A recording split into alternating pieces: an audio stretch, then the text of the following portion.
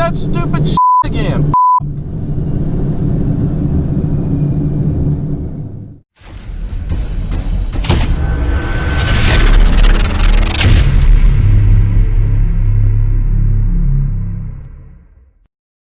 What is going on, and welcome back.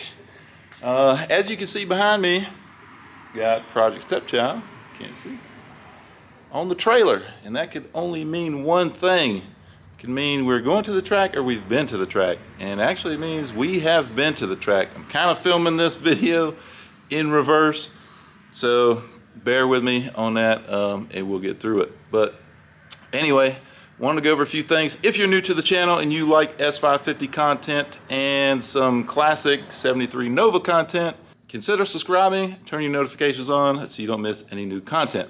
So anyway, let's get to it. Let's get to this video.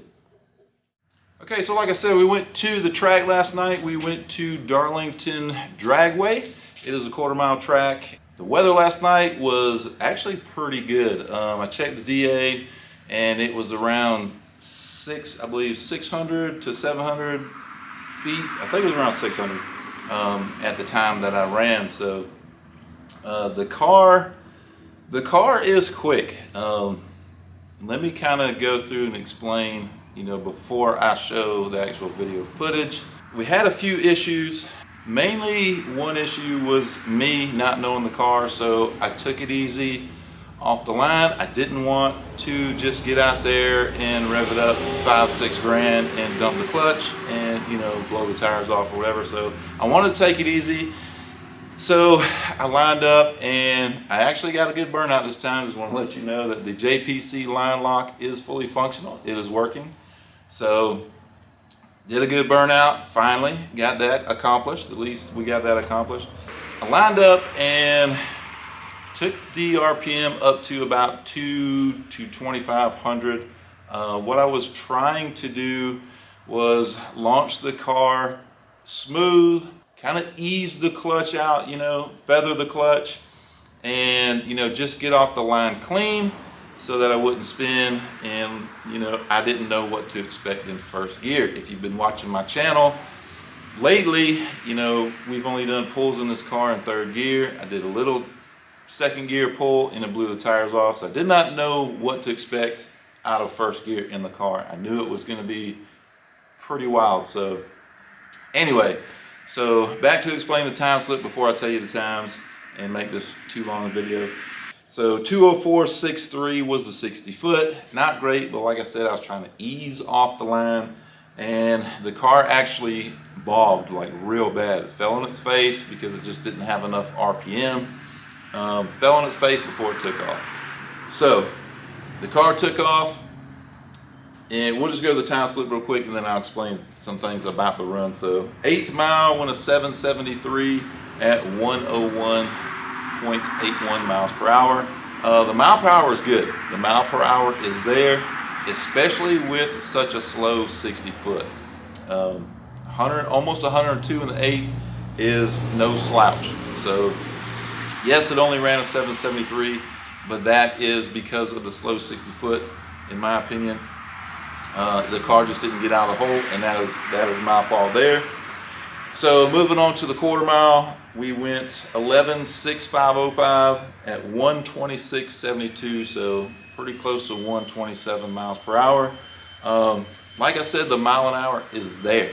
It's making really good power. It was making some good power last night. Now keep in mind, we are still on the 3.75 pulley stock balancer. So we're making, with that setup, it's supposed to be making around 11.5 pounds of boost. But we are running long tube headers, free flowing exhaust. So we're probably down around 10 PSI, something like that. So now let's talk about the run. The numbers were less than stellar. Obviously, the mile per hour is showing promise, but the run, so you'll see in the video, I'll show the clip and you'll see that I was very upset. I was just pissed, honestly. I was extremely pissed off. Basically, we're having the same issues I had before with the naturally aspirated tune, meaning when I shift, the car is either touching a limiter or some kind of torque management or something. It's doing something. I don't know exactly what was going on previously when it was naturally aspirated. I was told that it was a limiter and all limiters were raised, so I didn't have that issue anymore, and everything was great. So now going with forced induction, obviously the tune changed, so we're kind of back to square one as far as the shifts go, and there was so much time wasted on each shift. I was in gear, clutch back out, and the car was still on its face. To me, it felt like it was an eternity in the car between shifts before the car actually took off again. So I'm losing a lot of time on the shifts. That contributes a lot to the, like I said, less than stellar ET. And then on top of that, you know, me being slow off the line, which I did it on purpose. I didn't try to do it that bad, but it was a real horrible 60 foot, as I explained earlier. So anyway, we are having problems with the shift with the car, either cutting or whatever it's doing, hitting a limiter. But I just pulled the log off the car and I sent it to Rob at Palm Beach Dyno. I emailed him earlier and told him about it, and he said, man, just send me a log, let me look through, let me see actually what the car is doing. So the log's been sent off, and I'm actually going to look at it myself out of curiosity. I don't know a whole lot about it, but I know some things to look for. I'm going to try to see what's going on, especially when I shift. I want to know the RPM that I was actually shifting at to make sure that I wasn't hitting some kind of limiter maybe or something like that. But I had the light set at 6,500. Rob told me to shift at 7,500, so I don't think I was hitting any limiters. But we'll see. We'll see what he says.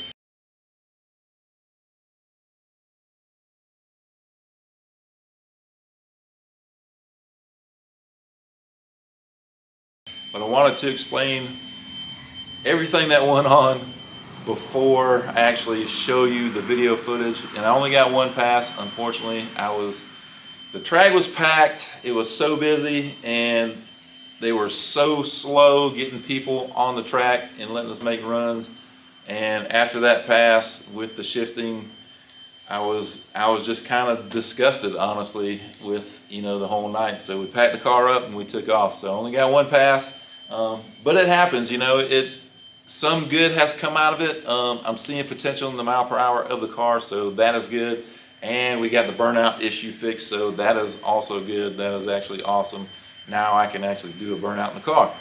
So anyway, we're gonna get to the track footage and show you that, and then I will be back to close this out.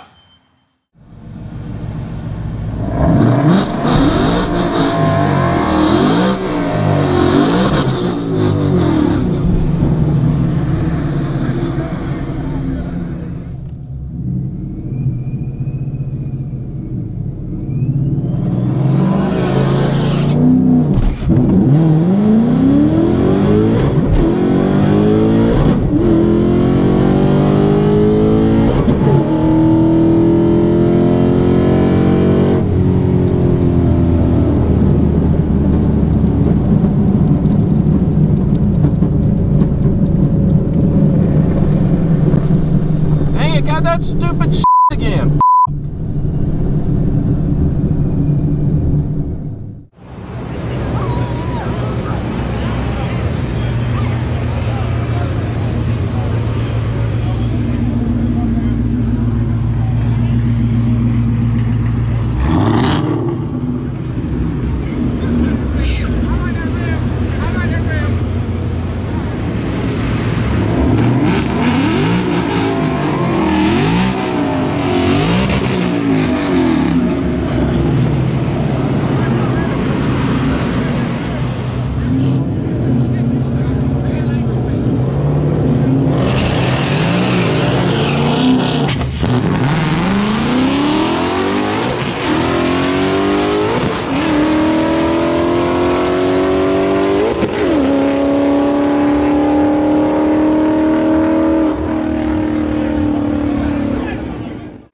So there you go, man. First pass ever in Project Stepchild with the Whipple supercharger. I do want to say that, you know, even though it was only one pass, the ram clutch outstanding. The clutch took a beating in my opinion first time out, because I didn't launch quite that great as you saw, but I do want to say, you know, this is the first pass. This is only the beginning for this car. You know, you gotta start somewhere, so baby steps. We finally got the first track night or track day under our belt. Yes, we only got one pass, but we learned a lot actually. The car is making some good power. We can see that in the mile per hour, and things are only going to get better and quicker from here. So stay tuned, man. A lot more coming with this car, and yeah, we'll get back to the track, and hopefully we will make it to the race in Alabama. Hopefully nothing goes astray with that, because I don't have my truck back yet. If I haven't set it before, I don't know if I have, but my truck is in the shop waiting on an intake manifold. So not good, man. So we've got a loaner and it's not the best, but it did pull well last night. But anyway, I'm gonna end this one here. Hope you enjoyed it. If you did, hit the like button. If you haven't subscribed, please do so, and we'll see you on the next one.